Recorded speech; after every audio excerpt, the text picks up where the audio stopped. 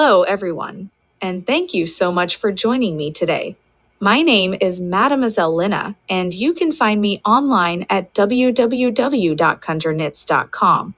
Today, we are here to continue our adventure with Richard and Kaylin in The Wizard's First Rule by Terry Goodkind.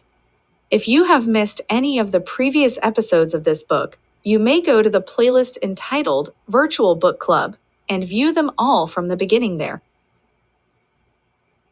Before we get started, I would like to say thank you for viewing my video. And if you haven't already done so, please consider subscribing to my channel. Hit that subscribe button, smash that like button, and click on the little bell so that you'll receive notifications of when I go live or upload new videos. I do try to stay pretty busy here on my channel. I do all 12 zodiac signs for the monthly tarot scopes. On Sundays, we have Conjure Crew with myself, Mambo Tanya, and the Black Bonnet Witch. On Mondays, I upload the weekly forecast. Every day, I do a card of the day reveal. On Wednesdays, we have the Virtual Book Club. We are currently reading the Sword of Truth series by Terry Goodkind. It has been so much fun following Richard and Kaylin on their adventures, so you are definitely going to want to join us for that. I also pop on from time to time and do free readings, so make sure you get my notifications by clicking that little bell. Also, I do want to let you know that I will be teaching an Animal Speak workshop at the end of this month on July 29th, which just so happens to be my birthday. I will drop the link to the class in the description box below. All right, I feel that I have rambled on long enough. So, without any further ado, let's go ahead and get started.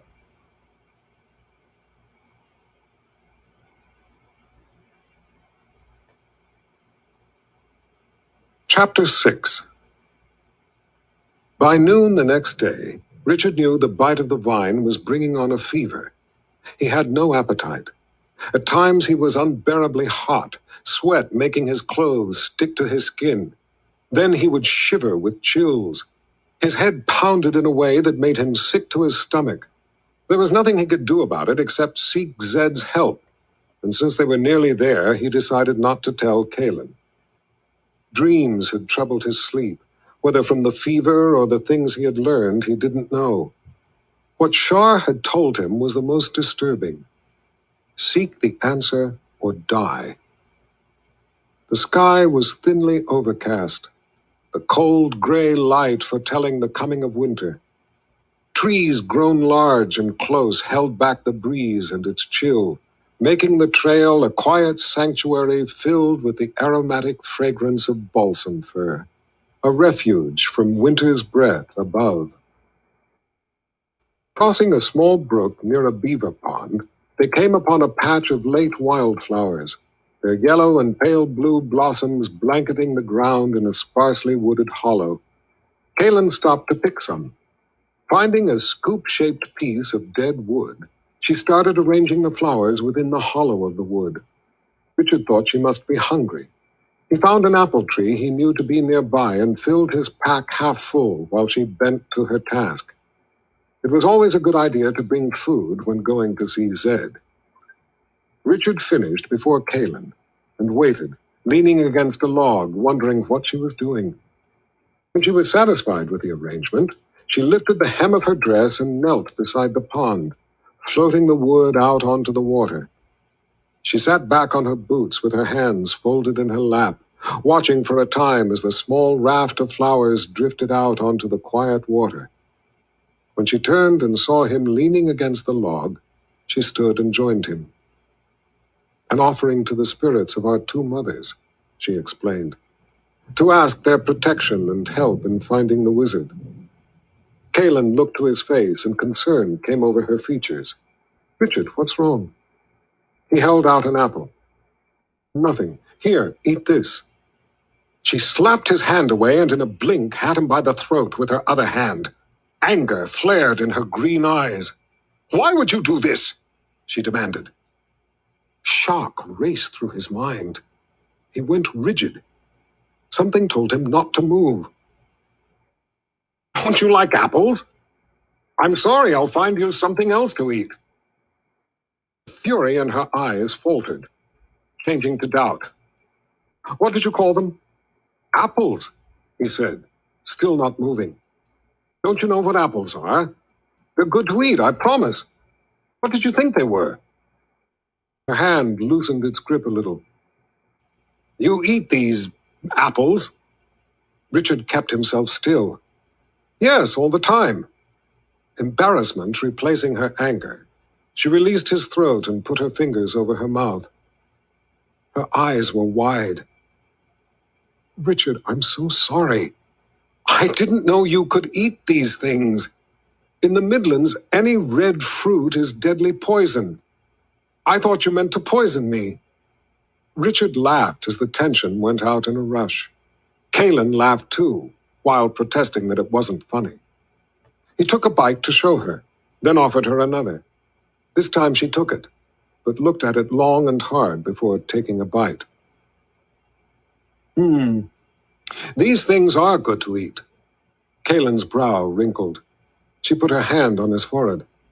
I thought there was something wrong. You are burning with fever. I know, but there's nothing we can do until we get to Zed's. We're almost there. Zed's squat house came into sight a short distance farther up the trail. A single plank from the sod-covered roof served as a ramp for his old cat, who was better at getting up than down. White lace curtains hung on the inside of the windows, flower boxes on the outside. The flowers had dried and wilted with the passing of the season. The log walls were dull gray with age, but a bright blue door greeted visitors. Other than the door, the whole place gave the appearance of hunkering into the grasses surrounding it, of trying to go unnoticed. The house wasn't large, but it did have a porch running the length of the front. Zed's reason chair was empty.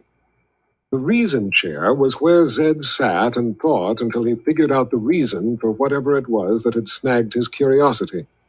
He had once sat in the chair for 3 days straight, trying to figure out why people were always arguing over how many stars there were. He himself didn't care.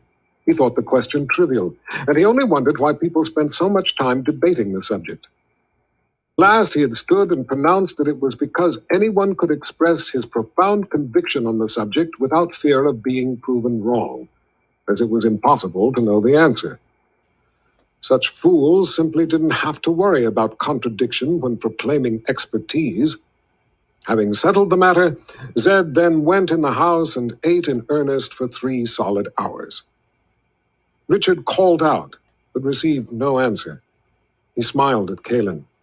I bet I know where he is, out back on his cloud rock, studying the latest batch of clouds. Cloud rock? Kaelin asked. It's his favorite place to stand and watch clouds. Don't ask me why. Ever since I've known him, whenever he sees an interesting cloud, he runs out back to watch it while standing on that rock. Richard had grown up with the rock and didn't think the behavior peculiar. It was just part of the old man. The 2 of them walked through the tall, wild grasses that surrounded the house and up a rise to the top of a small, barren hill where the cloud rock sat. Zed was standing on the flat cloud rock with his arched back to them, his spindly arms outstretched and his wavy white hair hanging away from his head as it tilted back in scrutiny. Zed was stark naked. Richard rolled his eyes. Kaelin averted hers. Pale, leathery skin draped loosely over a collection of bony projections made him look as frail as a dry stick. Richard knew him to be anything but frail, though. His bottom lacked any padding whatsoever, leaving the skin there to droop.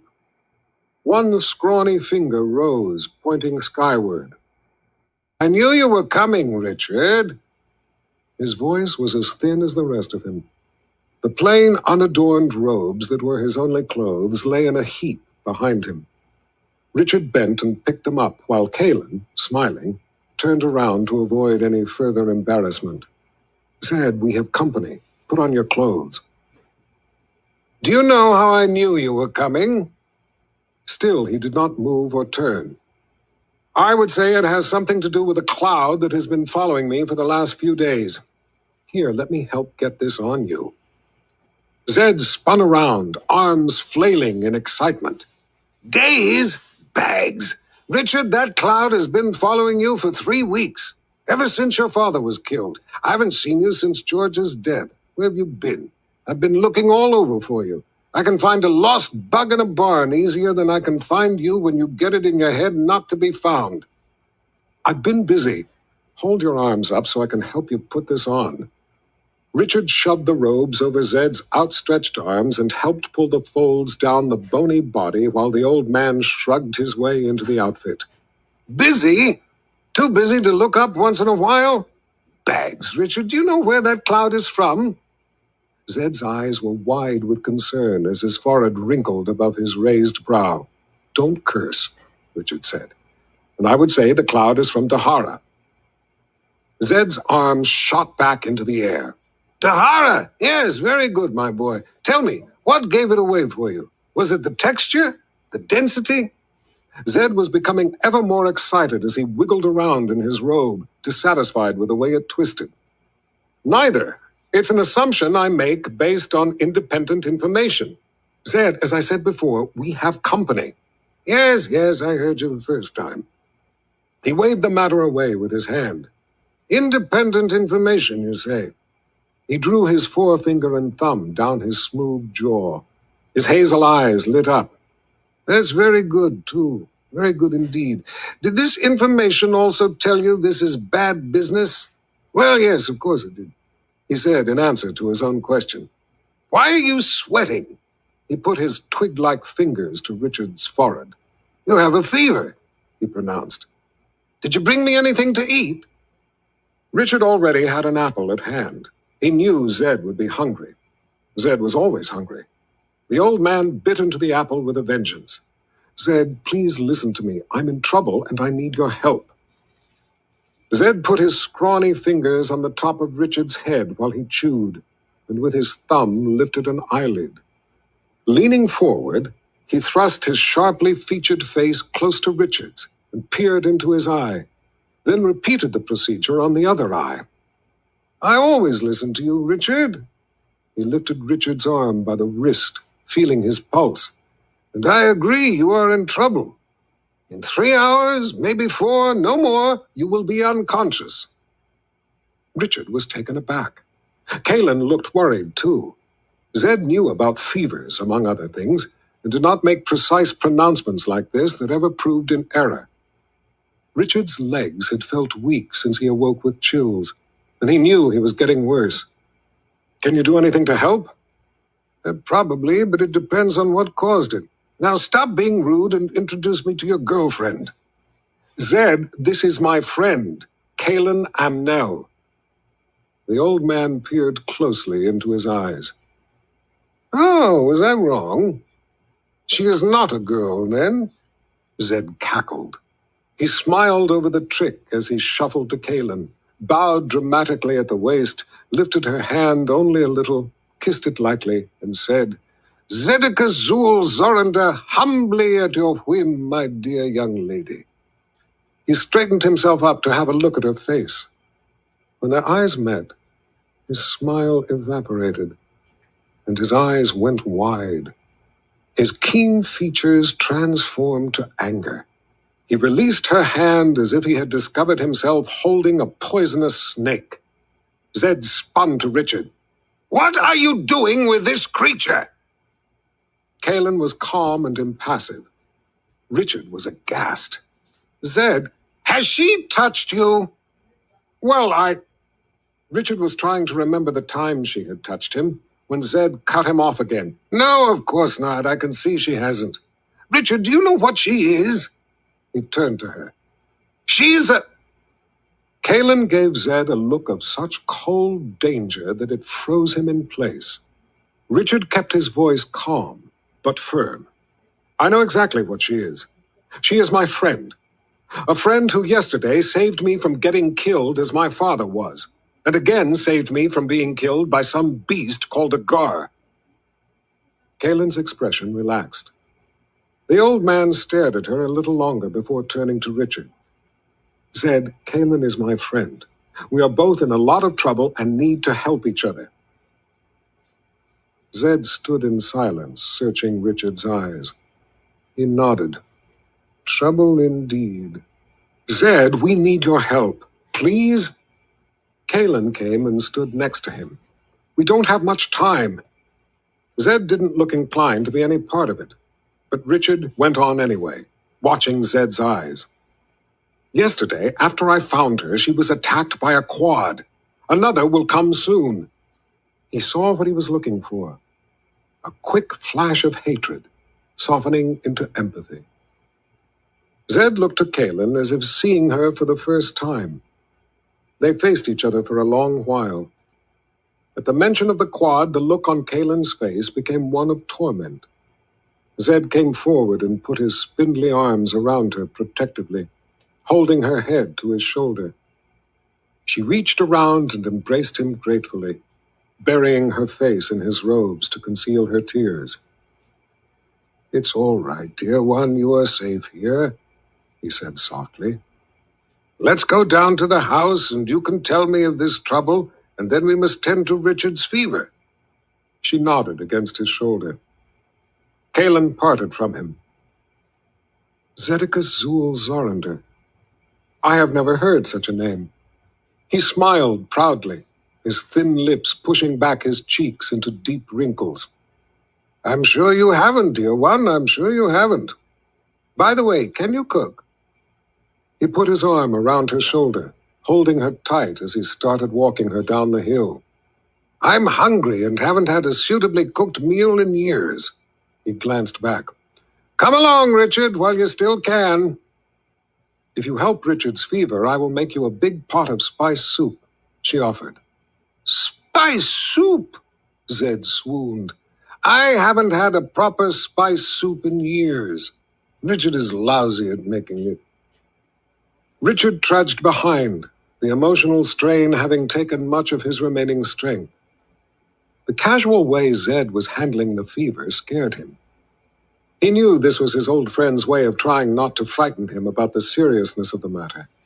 He could feel his pulse in his sore hand. Since Zed was from the Midlands, Richard had thought he could gain his compassion with the mention of the quad. Richard was relieved, if somewhat surprised, at how the two of them were suddenly so amiable. He reached up as he walked, touching the tooth for reassurance. He was, however, quite disturbed by what he now knew. Near a back corner of the house sat a table where Zed liked to take his meals in good weather. It afforded him the opportunity to keep an eye to the clouds while he ate. Zed sat them down together on a bench while he went inside and brought out carrots, berries, cheese, and apple juice, putting them on the wooden tabletop worn smooth with years of use, then sat himself on the bench opposite them. He gave Richard a mug of something brown and thick that smelled of almonds and told him to drink it slowly. His eyes came to Richard. "Tell me of the trouble." Richard related how he was bitten by a vine and told Zed about seeing the thing in the sky, seeing Kalen at Trunt Lake, and being followed by the 4 men. He told the whole story with every detail he could remember. He knew Zed liked to have every detail, no matter how unimportant. Occasionally, Richard stopped to take a sip from the mug. Kalen ate some carrots and berries and drank the apple juice, but she pushed away the plate with the cheese. She nodded or offered help when he couldn't remember a particular point. The only thing he left out was the story Kalen had told him of the history of the 3 lands and about Darken Rall taking over the Midlands. He thought it better that she tell it in her own words. At the end, Zed made him go back to the beginning, wanting to know what Richard had been doing in the High Ven in the first place. "When I went to my father's house after the murder, I looked in the message jar. It was about the only thing not broken. Inside was a piece of vine. For the last 3 weeks, I've been looking for the vine, trying to find out what my father's last message meant. And when I found it, well, that's the thing that bit me." He was glad to be finished. His tongue felt thick. Zed bit off a chunk of carrot while thinking. "What did the vine look like?" It was... Wait, I still have it in my pocket. He took out the sprig and plunked it down on the table. Bags, Zed whispered. That's a snake vine. Richard felt a shock of icy cold sweep through him. He knew the name from the secret book. He hoped against hope it did not mean what he feared it did. Zed sat back. Well, the good part is now I know the root to use to cure the fever. The bad part is I have to find it. Zed asked Kaylin to tell her part, but to make it short, as there were things he must do and not much time. Richard thought about the story she had told in the Wayward Pine the night before, and wondered how she could possibly make it shorter. Darken Ral, son of Pani Thrall, has put the 3 boxes of Orden in play, Kaylin said simply. I have come in search of the great wizard. Richard was thunderstruck. From the secret book, the book of counted shadows, the book his father had had him commit to memory before they destroyed it, the line jumped into his mind. And when the 3 boxes of Orden are put into play, the snake vine shall grow. Richard's worst nightmares, everyone's worst nightmares, were coming to pass. Chapter 7. Pain and dizziness from the fever made Richard only dimly aware that his head had sunk to the table. He groaned while his mind spun with the implications of what Kaylin had told Zed, of the prophecy of the secret book of counted shadows come to life. Then Zed was at his side, lifting him, telling Kaylin to help get him into the house. As he walked with their help, the ground slipped this way and that, making it difficult to catch it with his feet. Then they were laying him down on a bed, covering him up. He knew they were talking, but he couldn't make sense of the words, which slurred in his mind. Darkness sucked his mind in. Then there was light. He seemed to float back up, only to spiral down again. He wondered who he was and what was happening. Time passed as the room spun and rolled and tilted. He gripped the bed to keep from being flung off. Sometimes he knew where he was and tried desperately to hold on to what he knew, only to slip away again into blackness. He became aware again, realizing that time had passed, though he didn't have any idea how much. Was it dark? Maybe it was just that the curtains were pulled. Someone, he realized, was putting a cool, wet cloth on his forehead. His mother smoothed back his hair. Her touch felt comforting, soothing. He could almost make out her face. She was so good. She always took such good care of him. Until she died. He wanted to cry. She was dead. Still, she smoothed his hair. That couldn't be. It had to be someone else.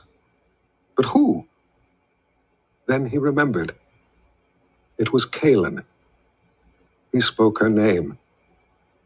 Kaylin was smoothing his hair. I am here. It came back to him, rushing back in a torrent. The murder of his father, the vine that bit him, Kaylin, the 4 men on the cliff, his brother's speech, someone waiting for him at his house, the Gar, the night wisp telling him to seek the answer or die. What Kaylin said, that the 3 boxes of Orden were in play, and his secret, the book of counted shadows. He remembered how his father had taken him to the secret place in the woods, and had told him how he had saved the book of counted shadows from the peril it was in from the beast that guarded it until its master could come. How he had brought it with him to Westland to keep it from those covetous hands, hands that the keeper of the book didn't know threatened. His father had told him how there was danger as long as the book existed, but he couldn't destroy the knowledge in it. He had no right. It belonged to the keeper of the book, and it must be kept safe until it could be returned. The only way to do that was to commit the book to memory, and then burn it. Only in that way could the knowledge be preserved, but not stolen, as it otherwise surely would be. His father chose Richard. That it was to be Richard, and not Michael, was for reasons of his own. No one could know of the book, not even Michael. Only the keeper of the book, no one else, only the keeper. He said Richard might never find the keeper, and in that case he was to pass the book on to his child, and then that child to his own, and so on, for as long as was necessary. His father couldn't tell him who the keeper of the book was, as he didn't know. Richard asked how he was to know the keeper, but his father said only that he would have to find the answer himself, and not to tell anyone, ever, except the keeper. His father told Richard he was not to tell his own brother, or even his best friend, Zed. Richard swore on his life. His father had never once looked in the book, only Richard. Day after day, week after week, with breaks only when he traveled, his father took him to the secret place deep in the woods, where he sat and watched Richard reading the book over and over. Michael was usually off with his friends and had no interest in going into the woods even if he was at home, and it wasn't uncommon for Richard not to visit Zed when his father was home, so neither had reason to know of the frequent trips to the woods. Richard would write down what he memorized and check it against the book. Each time his father burned the papers and had him do it again. His father apologized every day for the burden he was placing on Richard. He asked for forgiveness from his son at the end of every day in the woods. Richard never resented having to learn the book. He considered it an honor to be entrusted by his father. He wrote the book from beginning to end 100 times without error before he satisfied himself that he could never forget a single word. He knew by reading it that any word left out would spell disaster. When he assured his father that it was committed to memory, they put the book back in the hiding place in the rocks and left it for 3 years. After that time, when Richard was beyond his middle teens, they returned one fall day, and his father said if Richard could write the whole book without a single mistake, they could both be satisfied it was learned perfectly, and they would burn the book. Richard wrote without hesitation from beginning to end. It was perfect. Together they built a fire, stacking on more than enough wood, until the heat drove them back. His father handed him the book and told him that if he was sure to throw the book into the fire. Richard held the book of counted shadows in the crook of his arm, running his fingers over the leather cover. He held his father's trust in his arms, held the trust of everyone in his arms, and he felt the weight of the burden. He gave the book to the fire. In that moment, he was no longer a child. The flames swirled around the book, embracing, caressing, consuming. Colors and forms spiraled up, and a roaring cry came forth. Strange beams of light shot skyward. Wind made their cloaks flap as the fire sucked leaves and twigs into itself, adding to the flames and heat. Phantoms appeared, spreading their arms as if being fed by the blaze, their voices racing away on the wind. The two of them stood as if turned to stone, unable to move, unable even to turn away from the sight. Searing heat turned to wind as cold as the deepest winter night, sending chills up their spines, taking their breath from them. Then the cold was gone, and the fire turned to a white light that consumed everything in its brightness, as if they were standing in the sun. Just as suddenly, it was gone. In its place, silence. The fire was out. Wisps of smoke rose slowly from the blackened wood into the autumn air. The book was gone. Richard knew what he had seen. He had seen magic. Richard felt a hand resting on his shoulder and opened his eyes. It was Kaylin. In the firelight coming through the doorway, he could see she was sitting in a chair pulled close to his bed. Zed's big old coon cat was curled up, sleeping in her lap. "Where's Zed?" he asked, sleepy-eyed. "He has gone to find the root you need." Her voice was soft and calming. It has been dark for hours now, but he said not to be concerned if it took him time to find the route. He said that you would go in and out of sleep but would be safe until he returned. He said the drink he gave you before would keep you safe until he is back. Richard realized for the first time that she was the most beautiful woman he had ever seen. Her hair was tumbled down around her face and shoulders, and he wanted very much to touch it, but didn't. It was enough to feel her hand on his shoulder, to know she was there, and that he was not alone. "How do you feel?" Her voice was so soft, so gentle, that he couldn't imagine why Zed had been afraid of her. "I would rather fight another quad than another snakevine." She smiled her special smile, her private smile of sharing something with him, as she wiped his brow with the cloth. He reached up and grabbed her wrist. She stopped and looked into his eyes. "Kalen, Zed is my friend of many years. He is like a second father to me. Promise me you won't do anything to hurt him. I could not bear it." She looked at him reassuringly. "I like him too, very much. He is a good man, just as you said. I have no desire to hurt him, only to seek his help in finding the wizard." He gripped her wrist tighter. "Promise me." "Richard, everything will be fine. He will help us." He remembered her fingers on his throat and the look in her eyes when she thought he was trying to poison her with an apple. "Promise me." "I have already made promises to others, some of whom have given their lives. I have responsibilities to the lives of others, many others. Promise me." She put her other hand on the side of his face. "I am sorry, Richard. I cannot." He released her wrist, turned, and closed his eyes as she took her hand from his face. He thought about the book, all that it meant, and realized he was making a selfish request. Would he trick her to save Zed, only to have him die with them? Would he doom all the others to death or slavery just to see his friend live a couple more months? Could he condemn her to death, too, for nothing? He felt ashamed at his own stupidity. He had no right to ask her to make such a promise. It would be wrong for her to do so.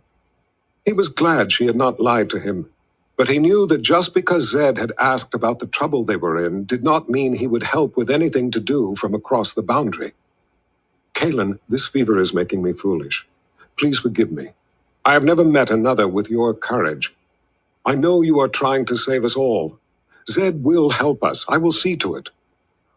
Promise me only that you will wait until I am better. Give me the chance to convince him." She squeezed her hand on his shoulder. "That is a promise I can make. I know you care about your friend. I would despair if you didn't. That does not make you foolish. Rest now." He tried not to close his eyes, since when he did, everything started spinning uncontrollably. But talking had sapped his strength, and soon the blackness pulled him back in. His thoughts were once again sucked into the void. Sometimes he came partway back and wandered in troubled dreams. Sometimes he wandered in places empty even of illusion. The cat came awake, his ears perking up. Richard slept on. Sounds that only the cat could hear made him jump off Kalen's lap, trot to the door, and sit on his haunches, waiting. Kalen waited too, and since the cat didn't raise his fur, she stayed by Richard. A thin voice came from outside. "Cat? Cat? Where have you gotten to?" "Well, you can just stay out here then." The door squeaked open. "There you are." The cat ran out the doorway. "Suit yourself," Zed called after him. "How is Richard?" he called to her. When he came into the room, Kalen answered from the chair. "He came awake several times, but he is sleeping now. Did you find the route you need?" "I wouldn't be here otherwise. Did he have anything to say when he was awake?" Kalen smiled up at the old man. "Just that he was worried about you." He turned and went back into the front room, grumbling. "Not without good reason." Sitting at the table, he peeled the roots, cut them into thin wafers, put the wafers into a pot with some water, and then hung the pot on the crane over the fire. He threw the peels and then 2 sticks of wood into the fire before going to the cupboard and pulling down a number of different-sized jars. Without hesitation, he selected first one jar, then another, pouring different-colored powders into a black stone mortar. With a white pestle, he ground the reds, blues, yellows, browns, and greens together until it was all the color of dry mud. After licking the end of his finger, he dipped it in the mortar to collect a sample. He put the finger to his tongue for a taste and lifted an eyebrow while he smacked his lips and pondered. At last he smiled and nodded in satisfaction. He poured the powder into the pot, blending it in with a spoon from a hook at the side of the fireplace.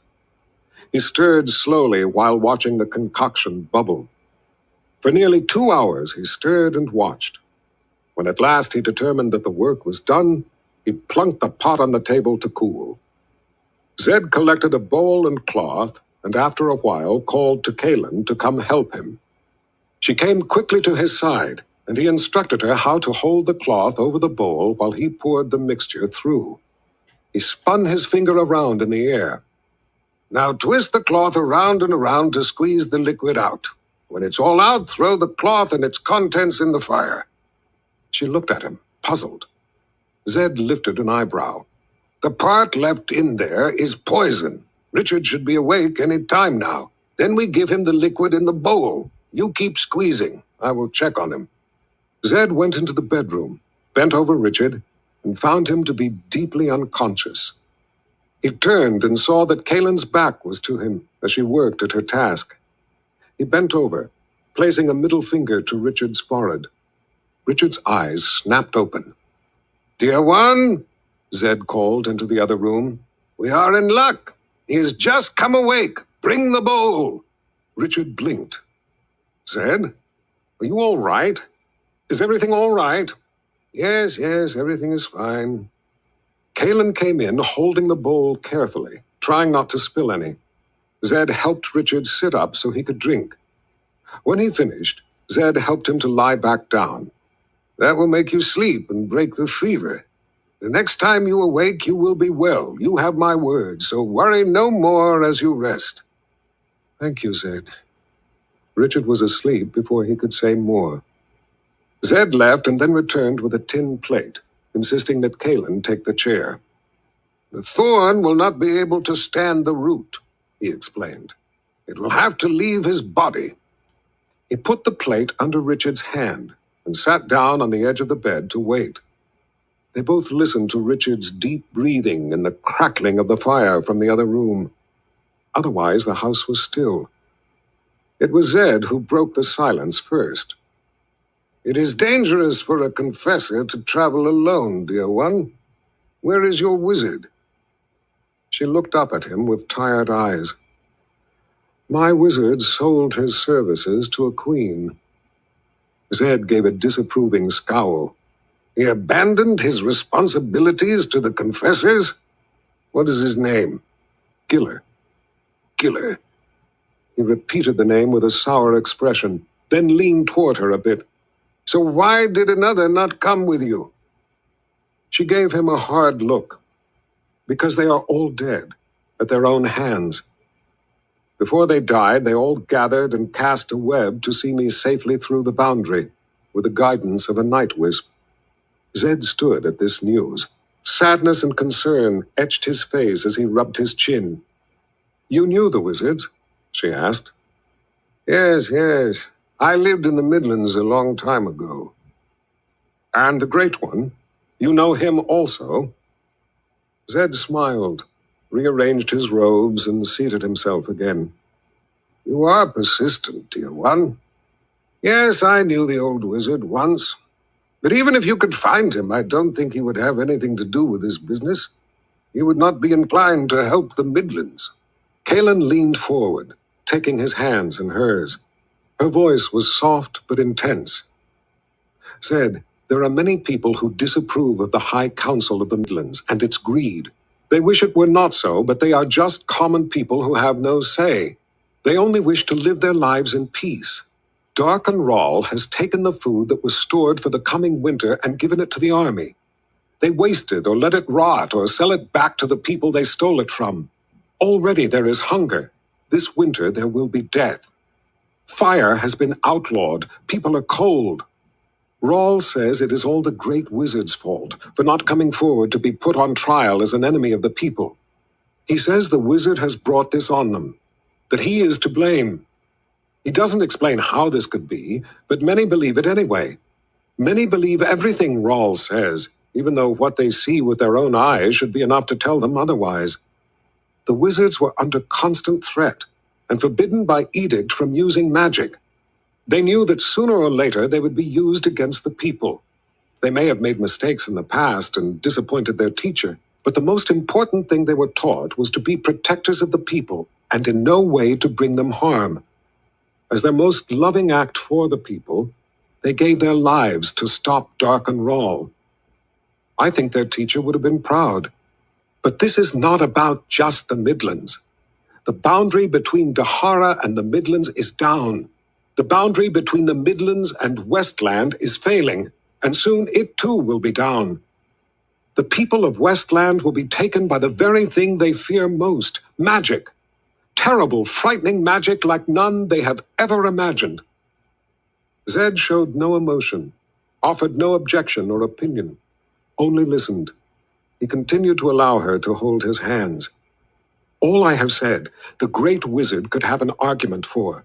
But the fact that Darken Rawl has put the 3 boxes of Warden into play is something altogether different. If he succeeds, then on the first day of winter it will be too late for anyone. That includes the wizard. Rawl already searches for him. It is personal vengeance he seeks. Many have died because they could not offer his name. When Rawl opens the correct box, though, he will have unchallenged power over all things living. And then the wizard will be his. He can hide in Westland all he wants, but come the first day of winter, his hiding is over. Darken Rawl will have him. There was bitterness in her expression. Zed, Darken Rawl has used quads to kill all the other confessors. I found my sister after they were finished with her. She died in my arms. With all the others dead, that leaves only me. The wizards knew their teacher did not want to help, so they sent me as the last hope. If he is too foolish to see that in helping us he helps himself, then I must use my power against him, to make him help. Zed raised an eyebrow. And what is one dried-up old wizard to do against the power of this Darken Rawl? He was now holding her hands in his. He must appoint a seeker. What? Zed jumped to his feet. Dear one, you don't know what you are talking about. Confused, Kalen leaned back a little. What do you mean? Seekers appoint themselves. The wizard just sort of recognizes what has happened and makes it official. I don't understand. I thought the wizard picked the person, the right person. Zed sat back down, rubbing his chin. Well, that's true in a sense, but backwards. A true seeker, one who can make a difference, must show himself to be a seeker. The wizard doesn't point to someone and say, here is the sword of truth, you will be the seeker. He doesn't really have a choice in the matter. It isn't something you can train someone for. One should simply be a seeker and show himself to be so by his actions. A wizard must watch a person for years to be sure. A seeker doesn't have to be the smartest person, but he has to be the right person. He has to have the right qualities within himself. The true seeker is a rare person. The seeker is a balance point of power. The council made the appointment a political bone to be thrown to one of the sniveling dogs at their feet. It was a sought-after post because of the power a seeker wields. But the council didn't understand.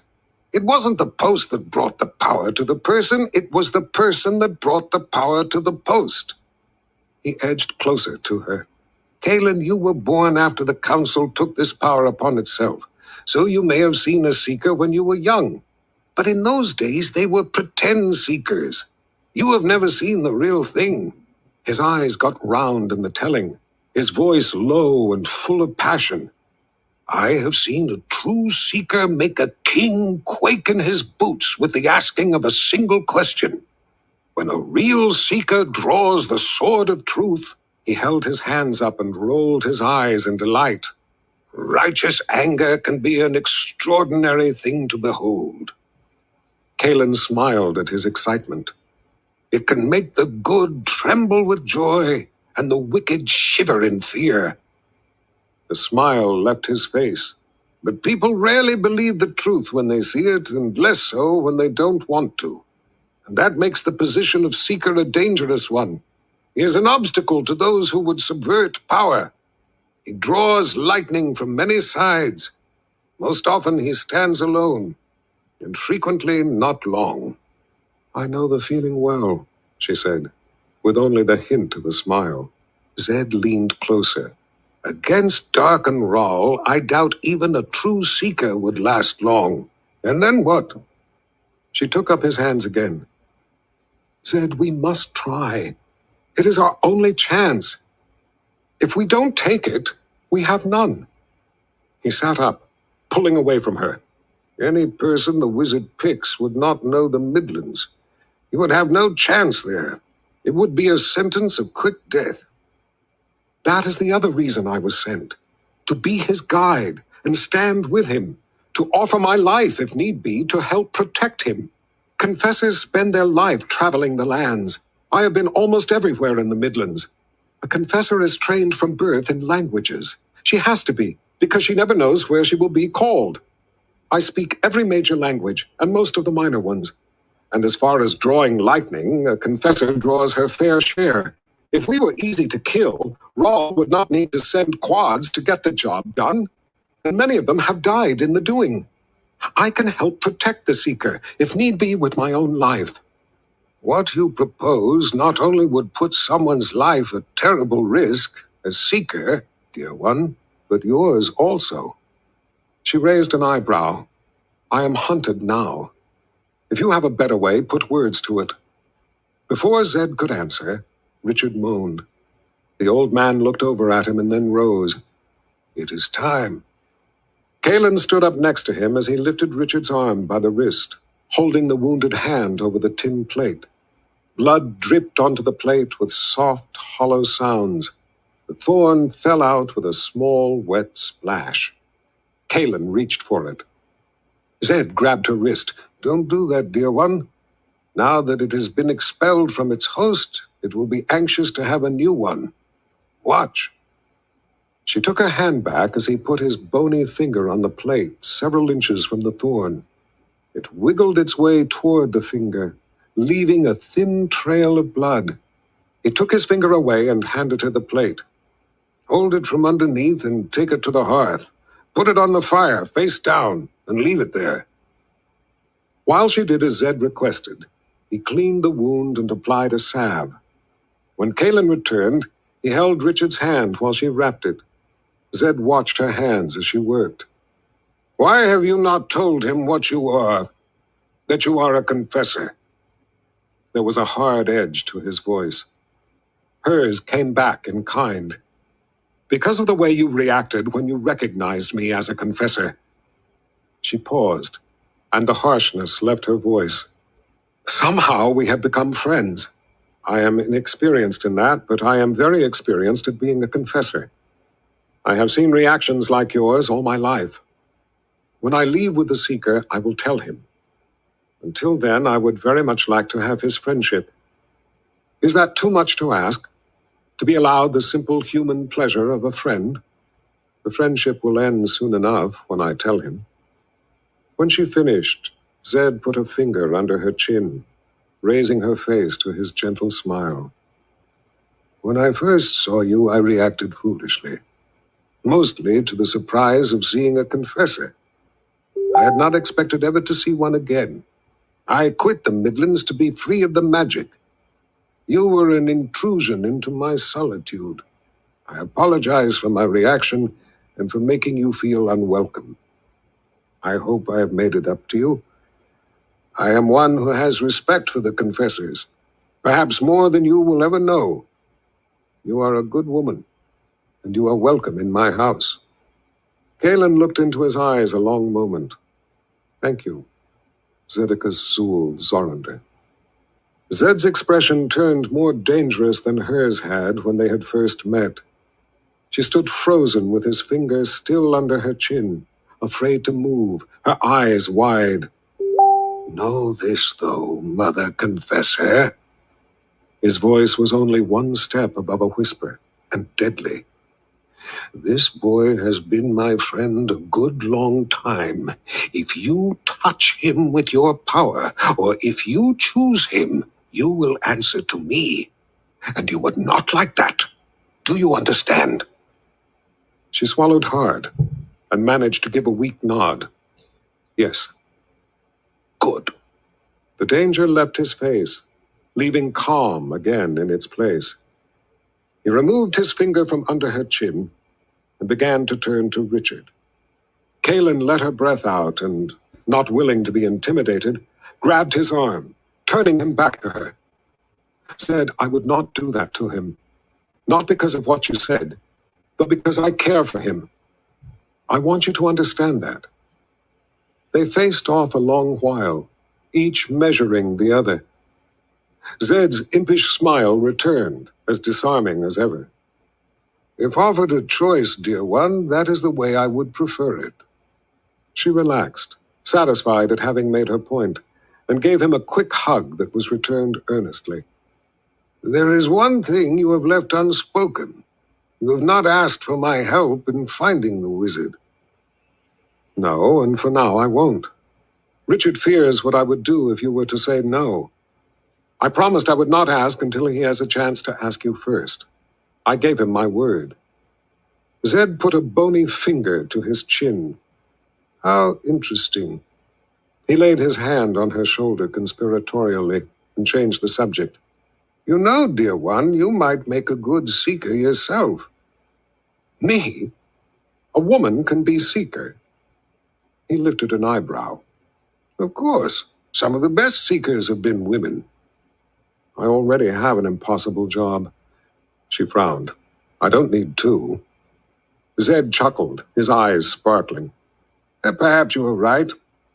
Now it's very late, dear one. Go to my bed in the next room and get yourself some needed sleep. I will sit with Richard. No. She shook her head and plopped down in the chair. I don't want to leave him for now. Zed shrugged. As you wish. He walked behind her and patted her shoulder reassuringly. As you wish. He gently reached up and put a middle finger to each of her temples, rubbing in little circles. She moaned softly as her eyes closed. Sleep, dear one, he whispered. Sleep. She folded her arms down onto the edge of the bed, and her head sank onto her arms. She was deeply asleep. After he put a blanket over her, Zed went to the front room and pulled open the door, looking out into the night. Cat! Come here! I want you! The cat came running in and rubbed himself against Zed's legs, swishing his tail up. Zed bent down and scratched him behind the ears. Go in and sleep on the young woman's lap. Keep her warm. The cat padded off to the bedroom as the old man stepped out into the cold night air. The wind whipped Zed's robes as he walked the narrow path through the tall grass. The clouds were thin, illuminated by the moon, which gave enough light to see by, even though he didn't need it. He had walked the same route thousands of times. Nothing is ever easy, he muttered as he went. Near a stand of trees, he stopped, listening. Slowly, he turned about, peering into the shadows, watching the branches bend and sway in the breeze, testing the air with his nose. He searched for an alien movement. A fly bit his neck. He swatted it angrily, picked the offender off his neck, and glared at it. Blood fly. Bags. I thought as much, he complained. From the brush nearby, something came toward him in a terrible rush. Wings and fur and teeth came charging. Hands on his hips, Zed waited. Just before it was on him, he held up a hand, bringing the short-tailed Gar to a lurching halt. It was half again as tall as he, full-grown, and twice as fierce as a long-tailed Gar. The beast growled and blinked, its great muscles flexing as it fought against the force that kept it from reaching out and grabbing the old man. It was furious that it had not yet killed him. Zed reached up and with a crooked finger beckoned it to lean closer. The Gar, panting in rage, bent toward him. Zed jammed his finger hard under its chin. "What is your name?" he hissed. The beast grunted twice and made a sound from deep in its throat. Zed gave a nod. "I will remember it. Tell me, do you wish to live or to die?" The Gar struggled to back away, but was unable to. "Good. Then you will do exactly as I say. Somewhere between here and Dahara, a quad comes this way. Hunt them and kill them. When you have done so, go back to Dahara to where you came from. Do these things and I will let you live. But I will remember your name, and if you fail to kill the quad or ever come back after your task is done, I will kill you and feed you to your flies. Do you agree to my terms?" The Gar grunted an acknowledgement. "Good. Then be gone." Zed removed his finger from under the Gar's chin. Scrambling to get away, the beast flapped its wings frantically, beating down the grass as it stumbled along. At last the Gar was airborne. Zed watched it as it circled, searching for the quad. As the hunt moved steadily east, the circle seemed to get smaller until the old man could no longer see the beast. Only then did he continue on to the top of the hill. Standing next to his cloud rock, Zed pointed down at it and began turning his bony finger in a circle as if stirring a stew. The massive rock grated against the ground as it tried to revolve with the movement of Zed's finger. The rock shuddered, trying to rotate its own weight. Popping and snapping, it fractured, sending hairline cracks shooting across its surface. Its trembling bulk struggled against the force being applied. The granular structure of the stone began to soften. Unable to maintain its state any longer, the texture of the rock liquefied enough to allow its mass to rotate with the movement of the finger above it. Gradually, the speed of Zed's stirring increased until light erupted from the rotating liquid rock. The light built in intensity with the speed of Zed's hand. As colors and sparkles of light spun, shadows and forms came into the center of the light and vanished as the fog of brightness increased. Light threatened to ignite the air about him. A dull roar like the sound of wind rushing through a fissure came forth. The smell of autumn changed to winter clarity. Then spring's new plowed ground, summer's flowers, and back to autumn again. Clean, pure illumination chased the colors and sparkles away. The rock abruptly solidified, and Zed stepped atop it, into the light. The brightness faded to a faint glow that swirled like smoke. Before him stood two apparitions, mere shadows of form. Where sharpness should have been, their shapes softened like a dim memory. Yet they were still recognizable, and the sight of them brought a quickness to Zed's heart. His mother's voice came hollow and distant. "What troubles you, son? Why have you called us after so many years?" Her arms stretched out to him. Zed's arms reached out, but could not touch her. "I am troubled by what the mother confessor tells me. She speaks the truth." He closed his eyes and nodded as his arms lowered with hers. "It's true, then. All my students, save Giller, are dead. You are the only one left to protect the mother confessor." She drifted closer. "You must appoint the seeker." "The High Council sowed these seeds," he protested, frowning. "Now you want me to help? They turned my advice away. Let them live and die by their own greed. Zed's father floated closer. My son, why were you angry with your students? Zed scowled. Because they put themselves before their duty to help their people. I see. And how is this different from what you do now? The echo of his voice hung in the air. Zed's fists tightened. My help was offered, but turned away. And when has it not been so? That there would be those who were blind, or foolish, or greedy. Would you let them have their way over you so easily? Would you let them so simply prevent you from helping those who would be helped? Your abandonment of the people may have a reason that seems just to you, unlike the actions of your students, but the results are the same. In the end, they saw their mistake and did the right things, the things you taught them. Learn from your students, son. Zedekis, his mother said, would you let Richard die too, and all the other innocents? Appoint the seeker. He's too young. She shook her head with a gentle smile. He will not get the chance to grow older. He has not passed my final test. Darken Rawl hunts Richard.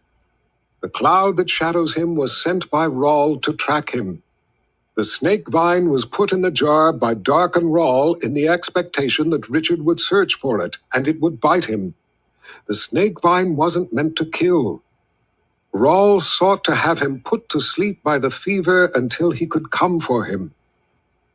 Her form drifted closer, her voice becoming more loving. You know in your heart you have been watching him, hoping he would show himself to be the one. To what avail? Zed closed his eyes, his chin sinking to his chest. Darken Rawl has the 3 boxes of Orden. No, his father said, he has only 2. He still seeks the 3rd. Zed's eyes snapped open. His head jerked up. What? He doesn't have them all? No, his mother said, but he soon will. And the book. Surely he must have the book of counted shadows. No, he searches for it. Zed put a finger to his chin, thinking. Then there's a chance, he whispered. What sort of fool would put the boxes of Orden in play before he had all 3, and the book? His mother's features sharpened into a look of ice. A very dangerous one. He travels the underworld. Zed stiffened, and his breath caught in his throat. His mother's eyes seemed to pierce him. That is how he was able to cross the boundary and recover the first box, by traveling the underworld. That is how he was able to begin the undoing of the boundary from within the underworld. He commands some in it, more with his every coming. If you choose to help, be warned. Do not go through the boundary or send the seeker through. Rawl expects it. If you enter, he will have you. The mother confessor came through only because he did not expect it. He will not make the same mistake again. But then how am I to get us to the Midlands? I can't help if I can't get to the Midlands. Zed's voice was tense with frustration. We're sorry, but we don't know.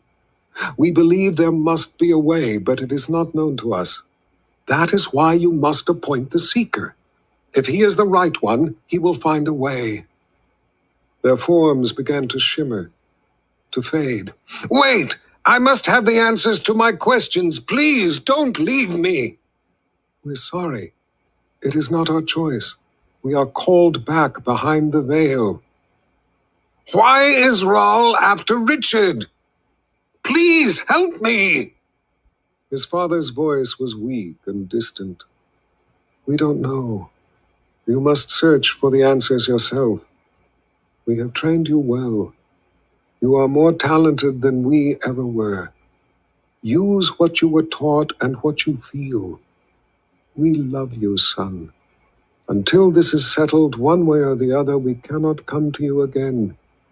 With Orden in play, coming again could tear the veil. His mother kissed her hand and held it out to him as he did the same in return. And then they were gone.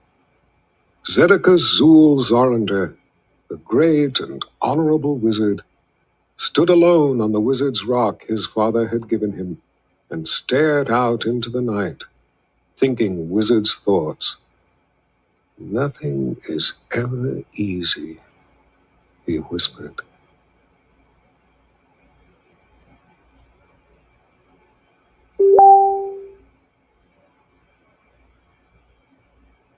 I think we will go ahead and stop for now. We will pick up here again next Wednesday. Thank you all so much for joining me today. I love this series of books and look forward to meeting up with you all here each week. Don't forget to sign up for my class. I hope you all have a very beautiful and amazing month. Love you bunches. Bye-bye.